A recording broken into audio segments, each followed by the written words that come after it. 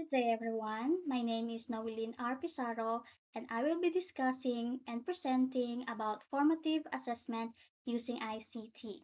So, this topic focuses on how technology can be used to improve assessment practices, especially formative assessment, and support student learning in a more effective and modern way. Before we proceed, let me present first the learning objectives of my presentation. First, explain formative assessment and its key characteristics as assessment for learning. Second, describe the roles and benefits of ICT in assessment. Third, identify the challenges in using ICT and the importance of balancing digital and traditional methods. For today's discussion, I will be covering the following topics. First, we will define formative assessment and its key characteristics. Then, we will discuss the roles of ICT in assessment, including different tools and strategies. Then, we will also look at the benefits and challenges of using ICT. Let us first define what is formative assessment. So, formative assessment is also known as assessment for learning. It is an ongoing assessment during instruction. This means that teachers continuously check students' understanding while teaching. Formative assessment also provides real-time evidence of student understanding, which helps teachers adjust their instructions immediately. Most importantly, formative assessment focuses on learning improvement, not just simply giving grades. Here are the key characteristics of formative assessment. First, it should have clear learning goals, so students know what they are expected to achieve. Second, it uses appropriate learning tasks that align with those goals. Third, it provides timely and specific feedback, helping students understand their areas for improvement. And lastly, it encourages student involvement, making learners active participants in the assessment process. As you can see in this slide, we have the difference between traditional and modern. So traditional assessment usually involves pen and paper assessment, which are often limited and delayed in feedback. While on the other hand, ICT-based assessment uses digital tools, making the process faster, more interactive, and more flexible. Let's now proceed with the roles of ICT in assessment. So we all know that ICT plays various important roles during assessment. First, it designs and delivers assessments digitally, which makes them accessible. Second, it automates scoring and feedback, which helps teachers save time. Third, it collects and analyzes learning data, which helps understanding students' performances. And lastly, it supports personalized instruction. So assessment is tailored based on students' needs. Specifically, these are the various roles of ICT used in assessment. A. For online testing and e-assessment. B. Digital portfolios. C. Adaptive learning systems. D. Computer-assisted scoring and feedback. E. Real-time data analysis. And F. Gamification assessment. So let's talk about them one by one. One of the most prominent roles of ICT in assessment is online testing. So online testing are commonly used through LMS or Learning Management System. So these platforms allow teachers to track progress, create quizzes, and provide feedback. Tools like Google Classroom and Moodle provide platforms where assessments can be administered remotely, helping educators reach a broader audience, especially distant learners. Aside from LMS, we also have online quiz tools, which are Google Forms, Quizzes, Blueket, Kahoot, and my favorite, WordWall. These online quiz tools are interactive and provides instant feedback and also improves students' engagement. ICT tools allow learners to create digital portfolios that document their learning over time. So these portfolios are made up of multimedia components such as essays, videos, and presentations.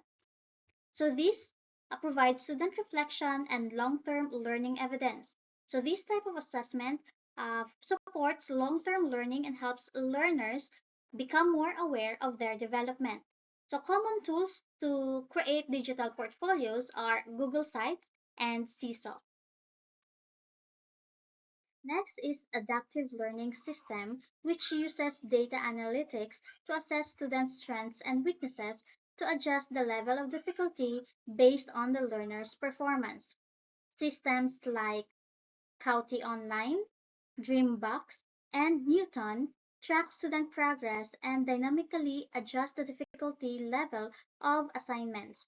This means that each student receives tasks suited to their ability. As a result, students get individualized feedback, which improves their learning experience. We also have computer-assisted scoring feedback.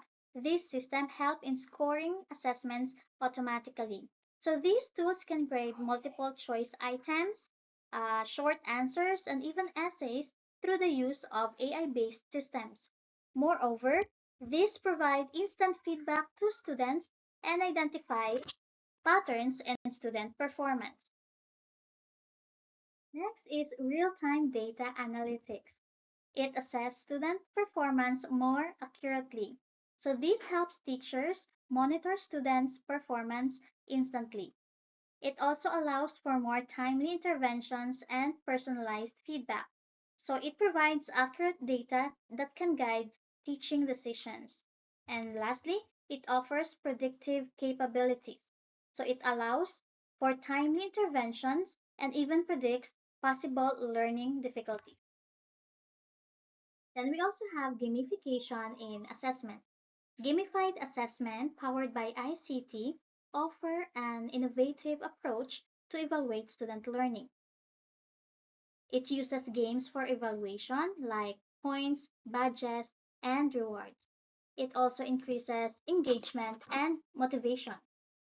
It reduces task anxiety and also helps assess skills like problem solving and collaboration in a fun way. Let's now move on to the benefits of ICT in assessment. It enables assessment to be accessible from anywhere, anytime, especially for diverse learners. It is also important for non-traditional students and learners with disabilities. Specifically, here are the benefits of ICT in assessment. A. It is efficient and cost-effective. B. It is for personalization. C. It provides instant feedback. And D. It generates data-driven insight. First, let's talk about efficiency and cost effectiveness. So, ICT-based assessments are less resource intensive than traditional exam, which means it can save both time and energy for educational institutions. And it can also be administered to large groups of students simultaneously. Next is personalization. So it allows teachers to create assessments tailored to individual needs. So this ensures that each student receives individual tasks suited to their needs and abilities. So adaptive learning systems or technologies can create assessments tailored to individual needs, ensuring that every learner is appropriately challenged. One of the biggest advantages of ICT is instant feedback. With this, students learn from their mistakes immediately and make improvements. So, digital assessments provide real time feedback, which helps learners see their mistakes, learn from them, which improves their understanding. Lastly, we have data driven insights. These guide educators in making informed decisions about teaching strategies and interventions, especially in identifying where learners need support. So learning analytics offer valuable insights into student performance, guiding educators in making informed decisions about teaching strategies and interventions. Last topic that we have is challenges in using ICT. So despite the benefits of using ICT in formative assessment, it also has challenges. First is digital divide. So a major challenge in implementing ICT in assessments is digital divide. So not all students have equal access to technological devices and high-speed internet. So this inequality could lead to disparities in assessment opportunities.